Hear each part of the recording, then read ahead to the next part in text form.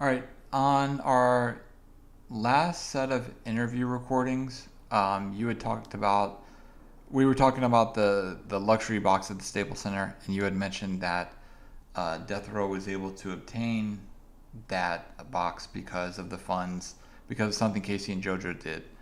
Um, I'm not positive, but my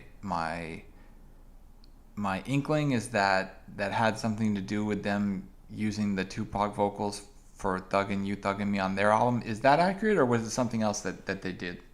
Yeah, no, that's totally it. What happened was they were actually signing MCA at the time. MCA at the time was like everybody was like their own label, which MCA was one, Geffen was one, A&M was one, Interscope. Now they all kind of merged later, but they were their own label. MCA was a label, but they all were under the Universal umbrella, which they all still are currently, But now everybody just call it UMG now, which means Universal Music Group, and so they all. So you got several labels up under them currently, but it wasn't as merged as it is today.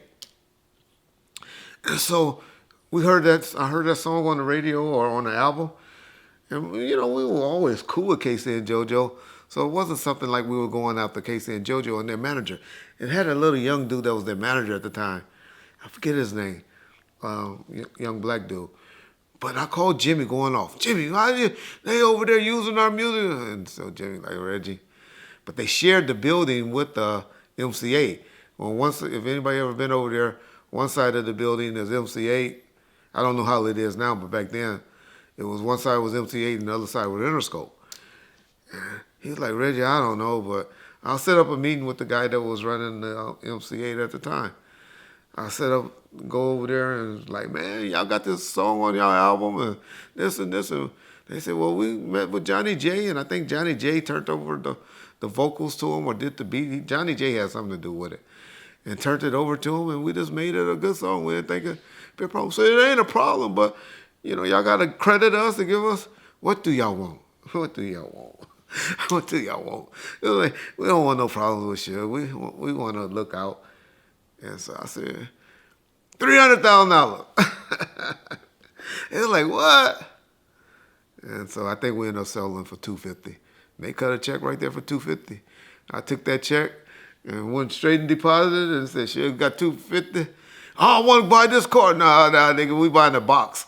Shaq and Kobe is just about to come out now, and then the Staple box, the Staples Center is blowing up, and I think they got one box left. And I think they wanted like 264 for the season, and it wasn't just Lakers. It was Kings. It was Clippers was playing there. Anything. I remember going to a Shaq concert there when he had something. The Eagles. Oh, no, U2. U2 had performed there. It was all type of thing. Only thing we wasn't able to get, I think it was an election going on. Well, and that could have been the next year or whatever. But in 2000, they had the Democrat convention there, and they made us. They wouldn't let us have tickets to that, and but every other event, and the Grammys. Those are the only two things that you couldn't use: the Grammys and the because they I guess they sold it out completely or whatever. But everything else we was able to go get tickets for and all of that. But that was because of Reggie Wright thinking, him being innovative, and him going to make the money happen. But that's all that happened. But it wasn't done to brag about Reggie being the owner of the Staple Box or all of that. But like I said, it was Suge Knight's money. But it was money that he didn't think of and wouldn't even thought of, that things that I was just making happen while I was at the ring. Oh, but to make a long story short, uh, that song was done, and that was the only hit that K-Ci and JoJo I think had on that particular album, and that's how they made it happen. And that what came from it. It was because of the Thuggin' You song. Yes, correct. You're 100% right, John.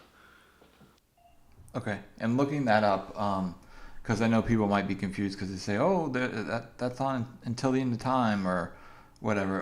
What we're talking about is K-Ci and Jojo's solo album called X that came out in December 2000. And that was where the Thug and You, Thug and Me first originated, because everybody knows that was a year before Until the End of Time. And to your point, Reggie, the song on K-Ci and Jojo's album is indeed produced by Johnny J. Oh, it was. Yeah, I knew Johnny J had something to do with it. Yeah. Yeah. Yep.